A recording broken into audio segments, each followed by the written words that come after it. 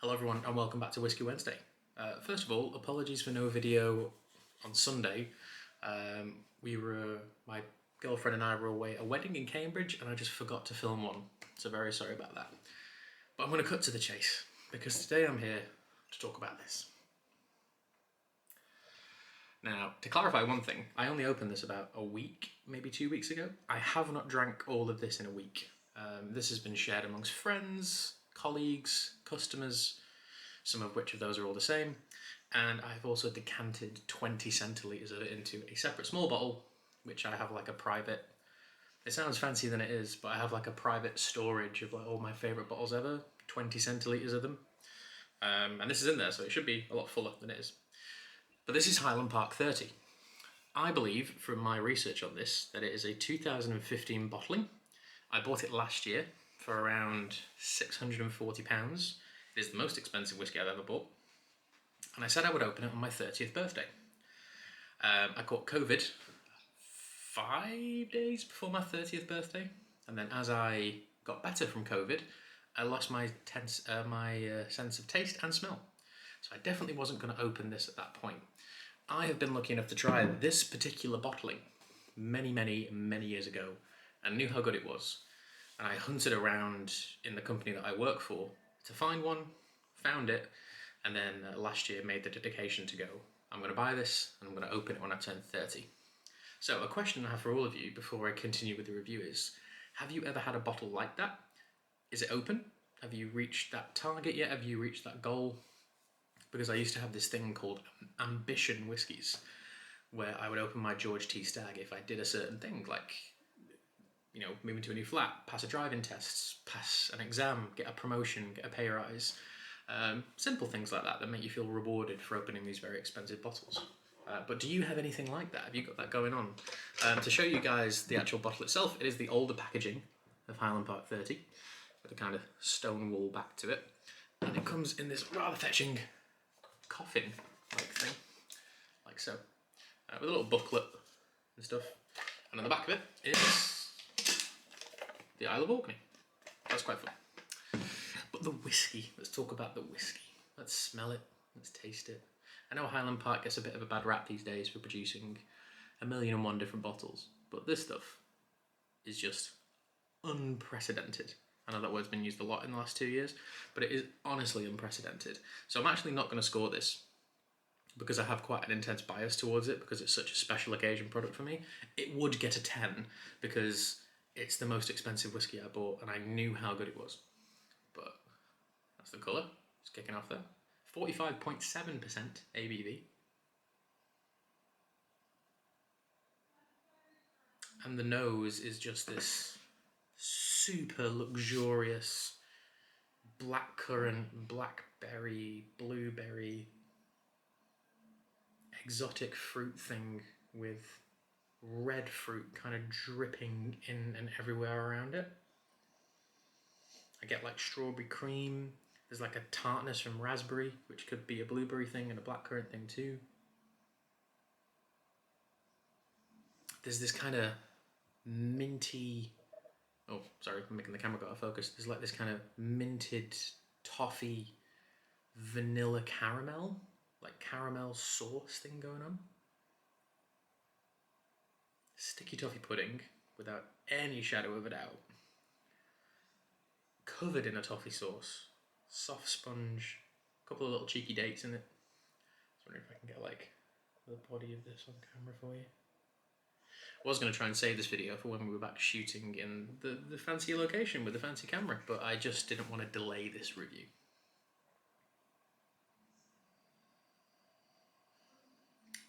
There's not that much smoke on the nose at all. In fact, it's almost unpresent. You would think this is just a very old Highland. I was going to say Speyside, but let's be specific and just say an older Highland style. The combination of the fruits, the mint, and the vanilla make it come across as quite refreshing. But there's also a huge influence of bourbon cask on this, and that kind of caramel corn, toffee, kind of banana-y vanilla thing is just incredible. And the strawberry note keeps coming back. Like, think of like strawberry cream inside like a bit of dark chocolate. It's just like that. There's like a pineapple note rinsing through it now. This has been in the glass for about half an hour, by the way. Pineapple, fresh green apple, it's bright and it's juicy and it's cleansing. Now there's brown sugar, creme caramel, creme brulee, beautifully scented vanilla custard. It literally does everything, guys and girls. It does everything. But the smoke isn't that present on the nose, but it is a 30-year-old whiskey, and we know Highland Park isn't overly peated anyway. Taste.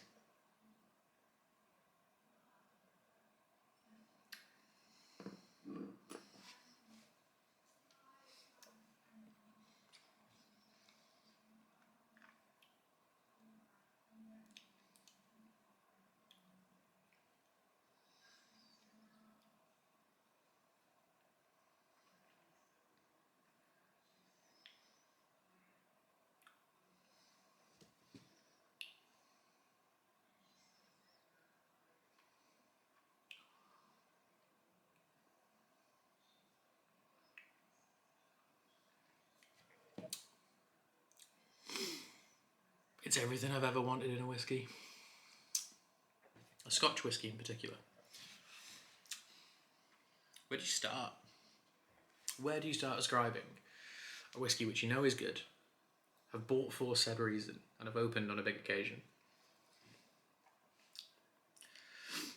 So the initial arrival is all about these beautiful caramel, strawberry again, pineapple.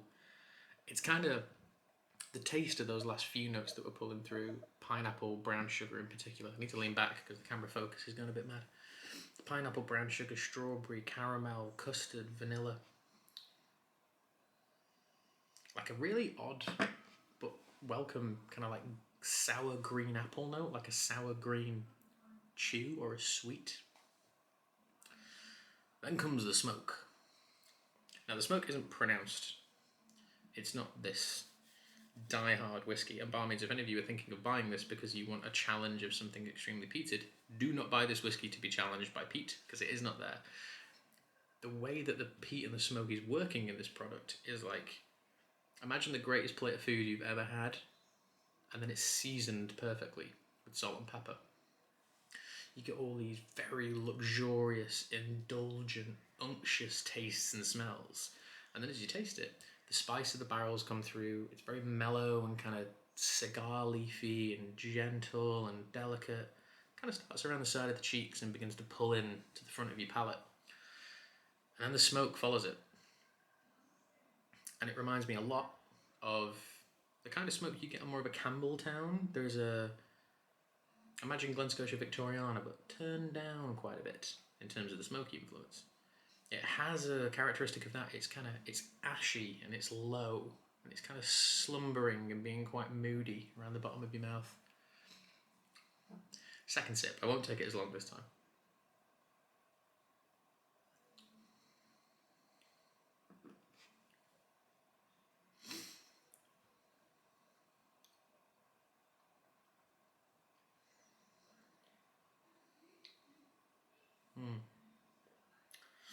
So now the blackberry things come back, and it's been followed by an almost mentholy note.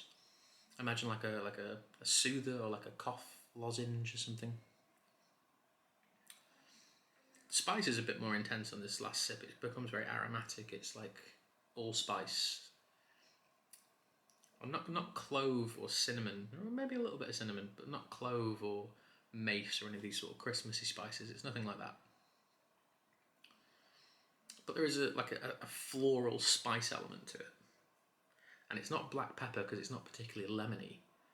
Perhaps even something just like floral chili. Like imagine that beautiful kind of capsaicin-y smell you get. A little bit of dark chocolate. And now there's like a fudge element creeping through as well. Creamy, smoky, dark chocolate fudge. With an overnote of all of these beautifully intense exotic fruit notes. Highland Park 30. I've not tried any other bottlings apart from this one, so that's why I bought it. So I've not tried the ones before, I've not tried the ones after. Many other people sing the praises of this bottle in a big way, and I can totally see why. And what is left of that will sit in the box for a while, and it'll be given to people who I really like, who want to try something quite nice. And I will drink some of it, obviously, too. But yeah, it's not going to get a score because it's just really special, and it's nice to have it open. It's been beautiful to be able to share it with people. But it brings me back to my original question much earlier on in this video of, do you have a bottle like this? Is there something where you're sat there, you've bought it, or indeed you're going to buy it, and you've gone, that's going to be something special. I'm going to open that on a very good day. What is it? What's the day? Are you close? Are you far away? Are you nearly there? Does it involve just you? Does it involve your family? Does it involve friends? Does it involve anything?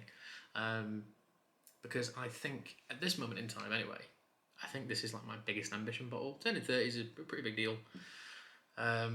You know, the next big one's 40, and I can't afford 40-year-old whiskey right now, let alone in a couple of years' time. So I'm probably not going to buy a 40-year-old. Could finish this bottle by that time. We'll have to put it in a smaller bottle too. But even on the bottom, we've got some like sediment kind of building up and stuff. The battery on this camera is nearly dead. That's how long I've been doing this. Thank you all for watching. As of right now, we are on... Let's just double check this. We should have checked this before the video. We are on 9,940 subscribers. And I've got something quite cool planned for the 10K thing. Some incredible whiskies, a very special guest. We just have to get there first. The next 60 people are obviously pretty important, but the 9,940 of you who are already subscribed and have been here since the start when Joe ran it, and then when I took over, and many different things in between. We can only thank you all, because that in itself is a special achievement. So thank you all again.